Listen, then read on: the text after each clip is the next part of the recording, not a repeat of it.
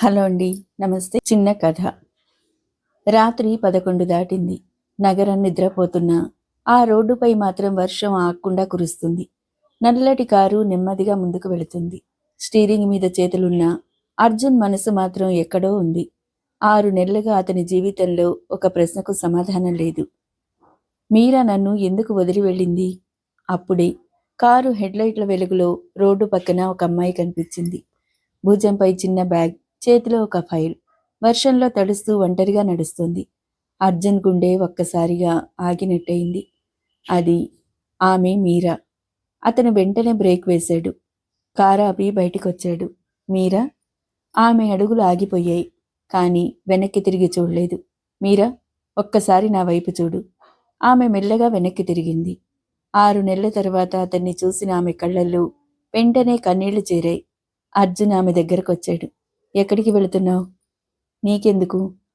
ఎందుకంటే నువ్వెక్కడికి వెళ్ళినా నా మనసు నిన్ను వెతుకుతూనే ఉంటుంది. మీరా తల వంచుకుంది. నన్ను మర్చిపో అర్జున్. ఎందుకు? మన పెళ్లి జరగదు. ఈ మాట నువ్వు 6 నెలల క్రితం కూడా చెప్పావు. అతని గొంతులో బాధ. కానీ కారణం మాత్రం చెప్పలేదు. మీరా కళ్ళల్లో నీళ్లు తిరిగాయి. కొన్ని నిజాలు తెలిసిన తర్వాత కూడా మనం కలిసి ఉండలేం. ఏ నిజం? ఆమె సమాధానం చెప్పలేదు. మీరా, నన్ను వెతక్కు అని చెప్పి ఆమె వెళ్ళిపోయింది. అర్జున్ మాత్రం వర్షంలో నిలబడి ఆమె వెళుతున్న దారినే చూస్తున్నాడు. అతనికి తెలియదు, ఆమె చెప్పిన ఆ ఒక్క మాట వెనుక 20 సంవత్సరాల పాత కుట్ర దాగి ఉందని. 6 నెలల క్రితం మీరా ఒక ప్రముఖ పుస్తక ప్రచురణ సంస్థలో పనిచేస్తుంది. చాలా సాధారణమైన అమ్మాయి. పెద్దగా ఆశలు లేవు. తన ఉద్యోగం, తల్లిదండ్రులు, చిన్న ప్రపంచం. అదే ఆమె జీవితం. ఒకరోజు ఆమె పుస్తకాల కోసం ఒక బుక్ స్టోర్కి వెళ్ళింది. ఒక పుస్తకాన్ని తీసుకోవటానికి చెయ్యి చాపింది. అదే సమయంలో మరో చెయ్యి కూడా ఆ పుస్తకాన్ని తాకింది. ఆమె పైకి చూసింది. అర్జున్. సారీ.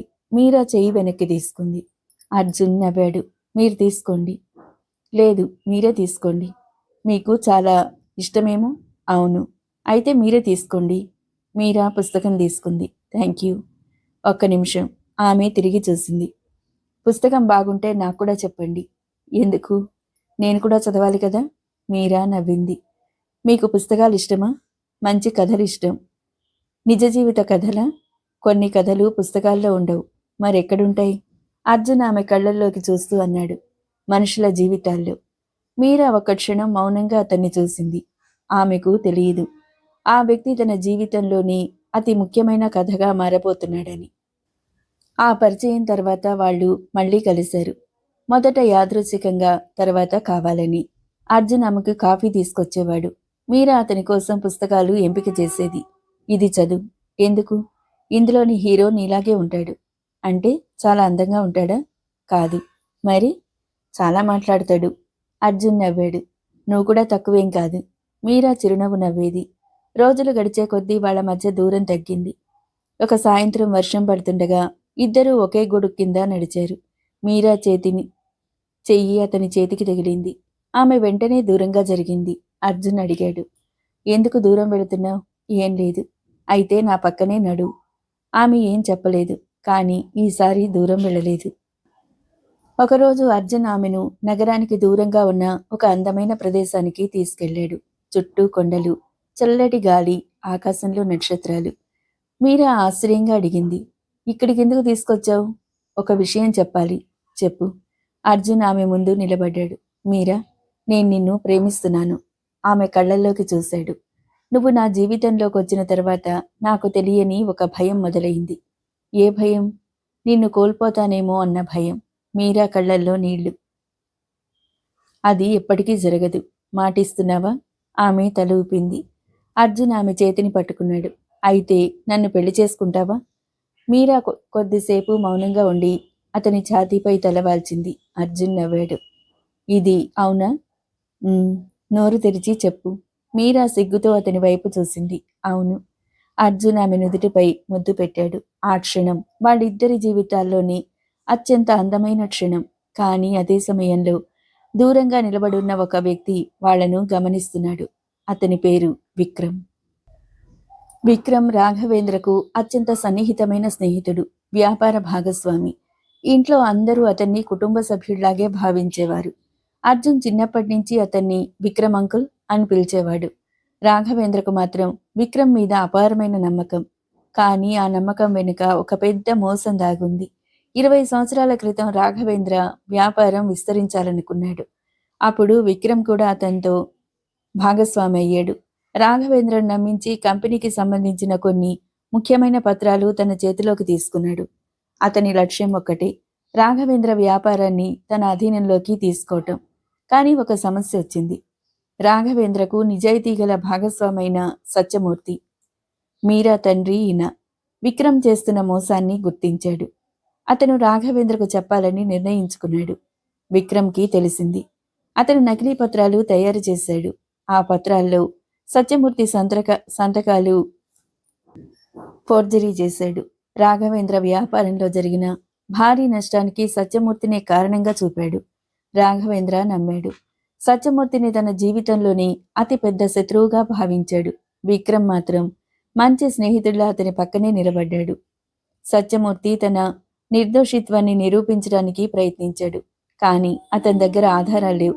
విక్రమ్ ముందుగానే అన్ని ఆధారాలు మార్చేశాడు. చివరికి 2 కుటుంబాలు విడిపోయాయి. రాఘవేంద్ర తన కొడుకు అర్జున్కు ఒక మాట చెప్పాడు.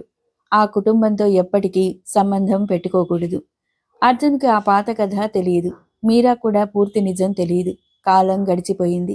అందరూ తమ తమ జీవితాల్లో ముందుకు వెళ్ళిపోయారు. కానీ విక్రమ్ మాత్రం ఆ కుటుంబాల మధ్య ఉన్న ద్వేషాన్ని తన ప్రయోజనం కోసం అలాగే ఉంచుకున్నాడు. ఎందుకంటే ఆ రహస్యం బయటపడితే అతని జీవితమే నాశనం. అర్జున్ ఇంట్లో మీరా గురించి చెప్పిన రోజు రాఘవేంద్ర ఒక్కసారిగా కోపంతో లేచాడు. మీరా ఎవరి కూతురు? సత్యమూర్తి కూతురు. రాఘవేంద్ర ముఖం మారిపోయింది. ఆ అమ్మాయిని వెంటనే మర్చిపో. ఎందుకు నాన్న? ఆ కుటుంబం మనకు చేసిన ద్రోహం నీకు తెలియదు. నాకు తెలియదు కాబట్టే అడుగుతున్నాను. విక్రమ్ పక్కనే కూర్చుని ఉన్నాడు. అతను మెల్లగా అన్నాడు, అర్జున్, నీ తండ్రి చెప్పేది విను. ఆ కుటుంబంతో సంబంధం పెట్టుకోవటం మంచిది కాదు. అర్జున్ అతని వైపు చూశాడు. మీకెలా తెలుసు అంకుల్? విక్రమ్ క్షణం తడబడ్డాడు. నేను అప్పటి పరిస్థితులు చూసిన మనిషిని. అర్జున్ ఏం అనలేదు. కానీ అతని మనసులో మొదటి అనుమానం అప్పుడే మొదలైంది. అర్జున్ మీరాల ప్రేమను విడదీయటానికి విక్రమ్ ఒక పథకం వేశాడు. మొదట మీరా తండ్రి మీద ఉన్న పాత పత్రాలను బయటికి తీసుకొచ్చాడు. తర్వాత కొన్ని నకిలీ ఆధారాలను మీరాకు చూపించాడు. నీ తండ్రి వల్లే అర్జున్ కుటుంబం నాశనమైంది. మీరా షాక్ తింది. అది నిజం కాదు. అయితే ఇవి చూడు. ఆమె చేతిలోకి పత్రాలు ఇచ్చాడు. అందులో సత్యమూర్తి సంతకం ఉంది. మీరా నమ్మలేకపోయింది. అదే సమయంలో విక్రమ్ మరో మాట అన్నాడు. అర్జున్ని ప్రేమిస్తే అతని కుటుంబాన్ని నువ్వు నాశనం చేసినట్టే. ఆ మాట గుండెల్లో బలంగా తగిలింది. ఆమె అర్జున్ని ప్రేమిస్తుంది. అతనికి బాధ కలగకూడదు. అతని కుటుంబానికి నష్టం జరగకూడదు. ఆమె ఒక నిర్ణయం తీసుకుంది. అర్జున్ని వదిలిపెట్టాలి. అర్జున్ ఆమెను కలిశాడు. మీరా, మన పెళ్లి గురించి ఇంట్లో మాట్లాడతాను. మీరా అతని మాట మధ్యలోనే ఆపింది. మన పెళ్లి జరగదు. అర్జున్ షాక్ తిన్నాడు. ఎందుకు? నాకు నువ్వంటే ఇష్టం లేదు. నిన్ననేగా ప్రేమిస్తున్నానని చెప్పావు. అది అప్పటి విషయం. అయితే ఇప్పుడు నువ్వు నాకు అవసరం లేదు. అర్జున్ ఆమె కళ్ళల్లోకి చూశాడు. ఆమె కన్నీళ్లు ఆపుకోవటానికి ఎంత కష్టపడుతుందో అతనికి కనిపించింది. మీరా, నువ్వు అబద్ధం చెప్తున్నావు. ఆమె గుండె పగిలిపోయింది. కానీ గట్టిగా అంది, అవును, నేను అబద్ధం చెప్పినా నువ్వు నన్ను వదిలేయాలి. అర్జున్ అక్కడి నుంచి వెళ్ళిపోయాడు. ఆమె అతను కనిపించకుండా పోయే వరకు చూస్తూనే ఉంది. అతను వెళ్ళిపోయిన తర్వాత మీరా అక్కడే కూర్చుని ఏడ్చింది. నన్ను క్షమించు అర్జున్. ఆమెకు తెలియదు. ఆమె కన్నీళ్లు దూరం నుంచి విక్రమ్ గమనిస్తున్నాడని. 6 నెలలు గడిచాయి. అర్జున్ మీరాను మర్చిపోవటానికి ప్రయత్నించాడు. కానీ ఒకరోజు అతనికి ఒక పాత ఫైల్ కనిపించింది. అది అతని తండ్రి ఆఫీస్లో ఉంది. ఆ ఫైల్లోని సంతకం అతనికి పరిచయంగా అనిపించింది. అతను తన తండ్రి దగ్గరకు వెళ్ళాడు. నాన్న, ఈ పేపర్సు ఎవరు తయారు చేశారు? ఎందుకు అడుగుతున్నావు? ఇందులో కొన్ని తేదీలు సరిపోవటం లేదు. రాఘవేంద్ర ఫైల్ తీసుకున్నాడు. అతని ముఖంలో ఆందోళన. ఈ ఫైల్ నీకు ఎక్కడ దొరికింది? మీ ఆఫీస్లో. విక్రమ్ వెంటనే అక్కడికి వచ్చాడు. ఏమైంది? అర్జున్ అతని వైపు చూశాడు. అంకుల్, మీరు ఈ పేపర్స్ చూసారా? విక్రమ్ చిరునవ్వు నవ్వాడు. ఎన్నో సంవత్సరాల క్రితం చూసి ఉంటాను. అర్జున్ మౌనంగా అతన్ని గమనించాడు. ఆ రోజు నుంచి అతని అనుమానం మరింత పెరిగింది. మీరా తండ్రి అనారోగ్యానికి గురయ్యాడు.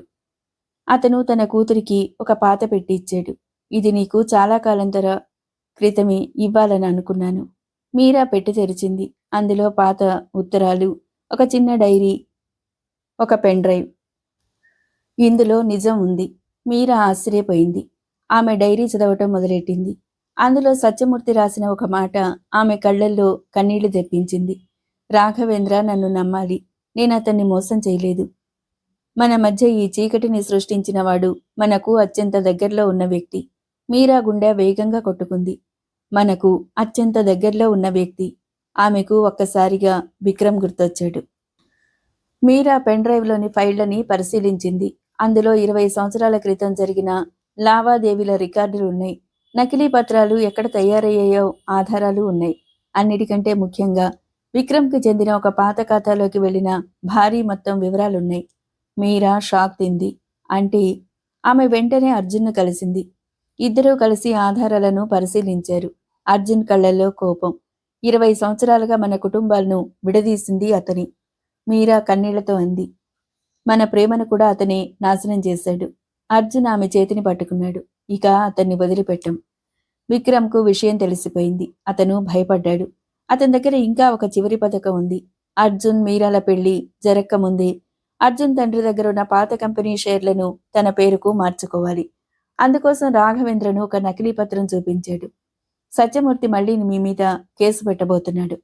రాఘవేంద్ర భయపడ్డాడు. కానీ ఈసారి అర్జున్ అక్కడికి వచ్చాడు. నాన్న, ఇక ఆయన మాటలు నమ్మకండి. విక్రమ్ ఒక్కసారిగా లేచాడు. నన్ను అనుమానిస్తున్నావా? అవును. ఏ ఆధారంతో? అర్జున్ నవ్వాడు. మీరు 20 సంవత్సరాలుగా దాచిన ఆధారంతో. మీరా లోపలికొచ్చింది. ఆమె చేతిలో ఆ పెన్ డ్రైవ్. విక్రమ్ ముఖం తెల్లగా పాలిపోయింది. రాఘవేంద్ర కంప్యూటర్లో వీడియోను ప్లే చేశాడు. 20 సంవత్సరాల క్రితం జరిగిన సమావేశం వీడియో.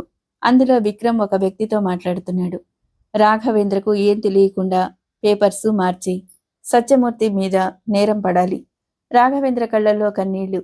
అతను విక్రమ్ వైపు తిరిగాడు. నిన్ను నా సొంత అన్నలా నమ్మాను. విక్రమ్ మౌనంగా ఉన్నాడు. నా కుటుంబాన్ని నాశనం చేసింది నువ్వేనా? విక్రమ్ చివరికి నవ్వాడు. అవును. అందరూ షాక్ తిన్నారు. నీ దగ్గర ఉన్న డబ్బు, వ్యాపారం అన్నీ నాకు కావాలి. రాఘవేంద్ర ముందుకొచ్చాడు. అయితే ఇన్ని సంవత్సరాలు నిన్ను నమ్మించినంత కాలం నేను గెలిచాను. అర్జున్ కోపంతో అతని వైపు అడుగు వేశాడు. కాని రాఘవేంద్ర అతన్ని ఆపాడు. వద్దు. అతను విక్రమ్ వైపు చూస్తూ అన్నాడు. నీకు డబ్బు కావాలంటే డబ్బు తీసుకుని ఉండేవాడివి. కాని 2 కుటుంబాల జీవితాలను నాశనం చేశావు. విక్రమ్ తల ఉంచుకున్నాడు. అతని కుట్ర మొత్తం బయటపడిపోయింది. రాఘవేంద్ర మీరా తండ్రిని కలవటానికి వెళ్ళాడు. సత్యమూర్తి మంచంపై ఉన్నాడు. రాఘవేంద్ర అతని దగ్గరికి వెళ్లి నిలబడ్డాడు. కొద్దిసేపు మాట రాలేదు.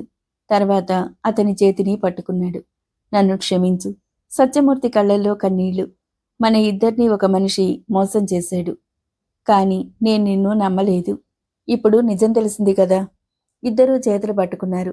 20 సంవత్సరాల అపార్థం ఒక్క క్షణంలో కరిగిపోయింది. ఆ రాత్రి అర్జున్ మీరాను కలిశాడు. ఆమె మౌనంగా కూర్చుంది. అర్జున్ ఆమె దగ్గరికి వెళ్ళాడు. మీరా? ఆమె పైకి చూసింది. నన్ను క్షమించు. నువ్వెందుకు? నిన్ను నమ్మకుండా వెళ్ళిపోయాను. మీరా తల ఊపింది. నువ్వు నన్ను ప్రేమించకపోతే 6 నెలలు నా కోసం బాధపడేవాడివా? అర్జున్ ఆమె చేతిని పట్టుకున్నాడు. నువ్వు నా జీవితంలో ప్రేమగా మాత్రమే రాలేదు. మరి నా జీవితంగా మారిపోయావు. మీరా కళ్ళల్లో నీళ్లు. మళ్ళీ నన్ను వదిలి వెళ్ళమంటావా? అర్జున్ చిరునవ్వుతో అన్నాడు. ఈసారి నీ చేతిని పట్టుకున్న తర్వాత జీవితాంతం వదలను. మీరా అతని చేతిని గట్టిగా పట్టుకుంది. కొన్ని వారాల తర్వాత ఇల్లు మొత్తం పెళ్లి సందడితో నిండిపోయింది. మీరా ఎరుపు రంగు చీరలో అద్భుతంగా కనిపిస్తుంది. అర్జున్ ఆమెను చూసి కాసేపు మాటలు మర్చిపోయాడు. అతని స్నేహితుడు నవ్వుతూ అన్నాడు. అర్జున్, నీ పెళ్లి కదా, ఇలా చూస్తూ ఉంటే ముహూర్తం పోతుంది. అర్జున్ నవ్వాడు. ఆమె కోసం 6 నెలలు ఎదురు చూశాను. ఇంకొన్ని నిమిషాలు ఎదురు చూడలేనా? మీరా ఆ మాట విని సిగ్గుతో తల వంచుకుంది. పెళ్లి మండపంలో ఇద్దరూ కూర్చున్నారు. అర్జున్ ఆమె చెవిలో మెల్లగా అన్నాడు. ఒక విషయం గుర్తుందా? ఏది? నువ్వొకసారి నన్ను వదిలి వెళ్ళిపోయావు. మీరా కళ్ళలో నీళ్లు. క్షమించు. ఇక ఆ విషయం మళ్ళీ గుర్తు చేసుకోకు. ఎందుకు? ఎందుకంటే అతను చిరునవ్వు నవ్వాడు. ఆ రోజు నిన్ను కోల్పోయాను. ఈరోజు నా జీవితమంతా నిన్ను పొందుతున్నాను. మీరా చిరునవ్వుతో అతని వైపు చూసింది. పెళ్లి తర్వాత ఒక ఉదయం బాల్కనీలో మీరా కాఫీ తాగుతూ నిలబడింది. అర్జున్ వెనక నుంచి వచ్చి ఆమె భుజాలపై చేతులు వేశాడు. ఏం ఆలోచిస్తున్నావు? మన మొదటి పరిచయం బుక్ స్టోర్లోనా? అవును. ఆ రోజు నువ్వు నా చేతిలోంచి పుస్తకం తీసుకోకపోయి ఉంటే? మీరా నవ్వింది. అయితే ఈ కథ ఉండేది కాదు. అయితే ఆ పుస్తకానికి థ్యాంక్స్ చెప్పాలి. మీరా అతని వైపు తిరిగింది. నాకు మాత్రం నిన్ను కలిసిన రోజుకే థ్యాంక్స్ చెప్పాలనుంది. అర్జున్ ఆమె నుదుటిపై ముద్దు పెట్టాడు. ఇక నీకు ఒక్క మాట మాత్రమే. ఏమిటి? నువ్వు నా జీవితంలోకి వచ్చిన రోజు నుంచి అతను ఆమె చేతిని పట్టుకున్నాడు. నా ప్రతి శ్వాసకు ఒక అర్థం వచ్చింది. మీరా చిరునవ్వుతో అతని భుజంపై తలవాల్చింది. ఆకాశంలో సూర్యుడు ఉదయిస్తున్నాడు. 20 సంవత్సరాల చీకటి ముగిసింది. రెండు కుటుంబాల మధ్య ఉన్న ద్వేషం ముగిసింది. ఒక విలన్ కుట్ర బయటపడింది. కానీ అన్నిటికంటే ముఖ్యంగా ఒకరినొకరు కోల్పోయిన రెండు హృదయాలు మళ్లీ కలిశాయి. ప్రేమంటే కేవలం ఒకరినొకరు ఇష్టపడటం కాదు. మనసుకు నచ్చిన మనిషిని పరిస్థితులు దూరం చేసినా ఆ మనిషి కోసం ఎదురు చూడటం, అపార్థాలొచ్చినా నిజాన్ని వెతకటం, బాధొచ్చినా ప్రేమని వదులుకోకపోవటం, ఎంత దూరమైనా తిరిగి అదే మనిషి దగ్గరకు చేరుకోవటం. అర్జున్ మెల్లగా మీరా చేతిని తన చేతిలోకి తీసుకున్నాడు. మీరా, "ఉమ్, ఈ జన్మలో నువ్వు నా భార్యవు." ఆమె నవ్వింది. మరి? అతను ఆమె కళ్ళల్లోకి చూస్తూ అన్నాడు. తర్వాత జన్మ గురించి నాకు తెలియదు. కానీ ఈ జన్మలో మాత్రం నా చివరి శ్వాస వరకు నువ్వే నా ప్రేమ. ప్రేమవి, భార్యవి. మీరా కళ్ళల్లో ఆనంద బాష్పాలు. ఆమె అతని దగ్గరికి మరింత దగ్గరగా చేరింది. ఆ ఉదయం వాళ్ళ జీవితాల్లో కొత్త అధ్యాయం మొదలైంది. కథ పేరు నీ కోసం నా ప్రతి శ్వాస. మీకు నచ్చితే తప్పకుండా లైక్ చేయండి.